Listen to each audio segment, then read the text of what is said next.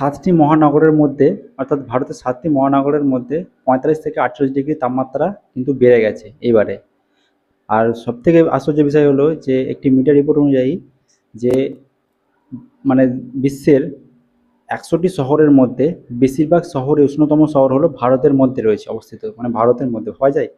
মানে ভারত এতটা উষ্ণায়ন দেশ হিসেবে এখন পরিণত হয়ে গেছে। যেমন জনসংখ্যার দেশ থেকে যেমন সবার থেকে এগিয়ে গেছে, সেরকম উষ্ণায়নের দিক থেকে কিন্তু ভারত অনেক এগিয়ে গেছে।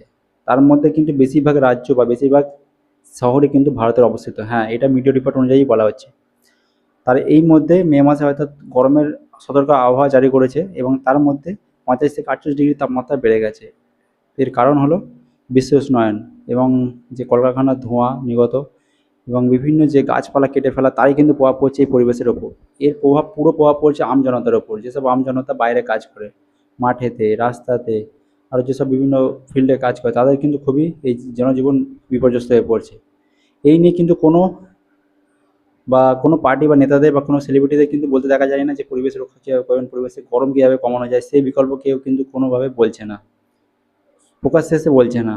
তারা কিন্তু সবই কিন্তু জনসাধারণের সেই কমজোরিটাকে, সেই দুর্বলতাকে কিন্তু তারা কিন্তু ব্যবহার করে আজ তারা এত বড় বড় জায়গায় পৌঁছে গেছে। এটি কিন্তু কেউ কোনো কথা বলছে না। এটা আপনার তাতে কী এসে যায়? ওদের তো ওরা ঠিকভাবে আছে, ওদের লাক্সারি জীবন আছে, লাক্সারি গাড়ি আছে, লাক্সারি বাড়ি আছে, সেখানে ওরা গরমে আরামসে দিনরাত কাটিয়ে দিচ্ছে। কিন্তু আমি আপনি এই রাস্তার মধ্যে বেরোতে হবে, আমাদের মাঠে যেতে হবে, কৃষিকাজ হোক, চাষবাস হোক বা রাস্তায় যে কোনো হোক, এই জন্য সমস্ত আমজনতার উপর কিন্তু প্রভাব পড়ছে, এই গরম হোক বা বিশেষ উষ্ণায়ন হোক।